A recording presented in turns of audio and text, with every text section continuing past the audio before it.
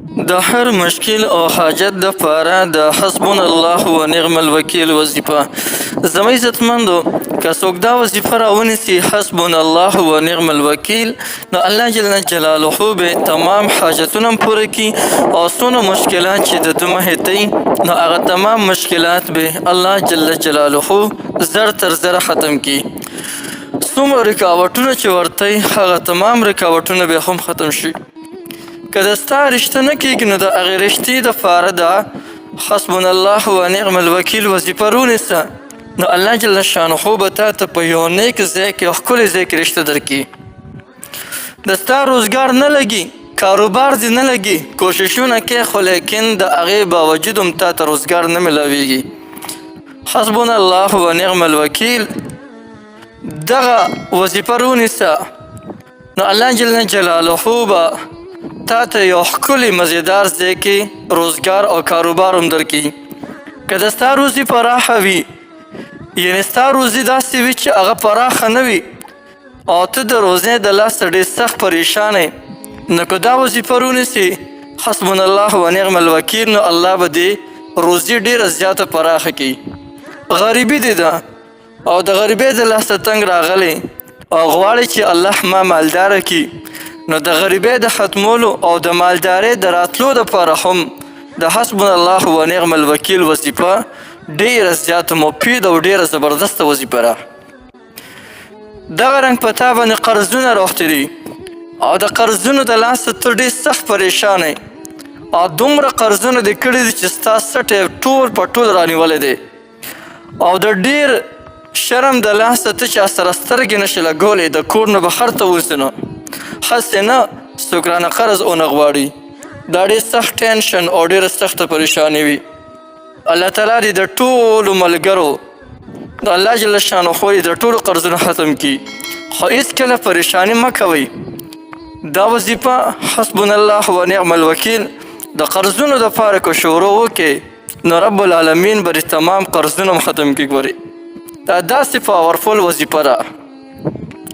د دې نه علاوه ستا چې د زړه څنګه ارمان وي او ستا د زړه چې څنګه حاجت وي، نو د هغه تمامو ارمانونو او د تمامو حاجتونو دپاره تاسو د حسبنا الله و نعم الوکیل وظیفه کولی شئ.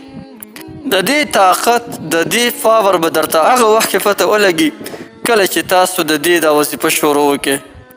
دومره لوی پاور رب العالمین په دې مبارکه وظیفې کې ایښودی.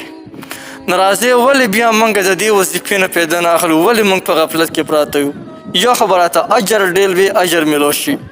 دویم دا چې د دې وظیفې سره به زموږ حاجتونه هم پوره شي او هغه وروڼه خویندې چې د هغوی په څه مشکلاتو کې ګیر شوی دي، د هغوی مخې ته رکاوټونه دي، بندشونه دي او په څه قسم مشکلاتو کې ګیر دي او هغوی وایي چې موږ دې د دې مشکلاتو نه خلاص شو او راحت دې په موږ باندې راشي، د خوشحالۍ سحر دې په موږ باندې راشي.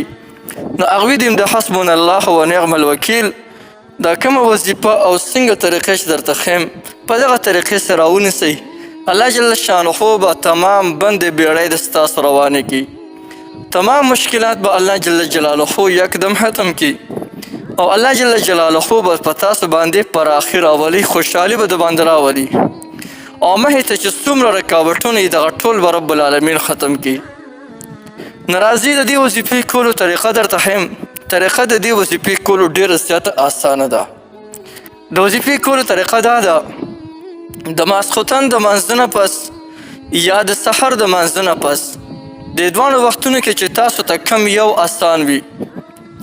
که د سحر په وخت کې تاسو ته اسانتیا وي، یعنې کار روزګار ستاسو نه وي، نو ډېره بهترین خبره چې د سحر په وخت کې دا وظیفه وکړي. او که یو انسان د سحر په وخت کې فارغه نه وي، کاروبار ورته وي، کار روزګار ورته وي نور، نو هغه دې بیا د ماسخوتن په وخت کې دا وظیفه وکړي.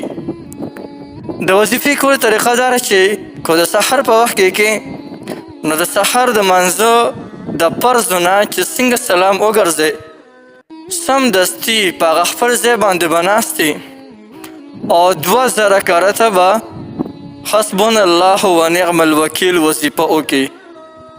2000 رکعته مخکې وروستو یو کرت درود شریف په منځ کې 2000 کرته حسبنا الله ونعم الوکیل ووایي. او چې کله 2000 کرته پوره شي نو بیا رب العالمین ته لاس پورته کړه، یا الله زما دغه پلانکې حاجت دی، دا حاجت راله پوره کړي. یا الله موږ ته دا پریشانۍ او دا مشکلات دي، زموږ دا پریشانۍ او مشکلات ته ختم کړي. ای قادر مطلق ذاته په موږ باندې رحم وکړي. څنګه دعا، څنګه حاجت، څنګه ارمان چې د ستا وي د دې نه پس بیا سوال کوه، رب العالمین به دې هغه ارمانونه او هغه تمام حاجتونه پوره کړي. او که د سحر چاته ګرانه وي نو دغه وروڼه او خویندې دی بیا دا وظیفه د ماسخوتن د منځه نه پس کوي. د ماسخوتن د منځه نه د مخکې خپل ځان مکمل فارغ کړي، خپل کارونه هر څه د مخکې کړي. څنګه چې د ماسخوتن د منځه نه پس سلام وګرځئ، د سلام اړولو نه پس ډایرک به دا وظیفه شروع وکړي، حسبنا الله ونعم الوکیل. 2000 کرته به یې کوي همدغې طریقې سره چې اوس مې درته وښوله. یعنې مخکې وروسته به یو کرت درود شریف په منځ کې 2000 کرته حسبنا الله ونعم الوکیل وظیفه به وکړي. او کله چې وظیفه ختمه شي د هغې نه پس دی الله جل جلاله ته لاس پورته کړي او د خپل حاجت سوال دو کی، یا چې په څو مشکل پریشانۍ کې ګیري د هغې د ختمولو سوال دو کی. الله جل جلاله به د ده د زړه چې څنګه ارمان وي هغه ارمان به رب العالمین پوره کړي. یو ډېره زیاته زبردست او ډېره زیاته مفیده وظیفه مې درته وښوله. بلکل دا وظیفه تاسو کولی شئ. د دې وظیفې تاسو ټولو ته مکمل اجازت دی، هر څوک د دې وظیفې نه مکمل فایده اخیستلی شي.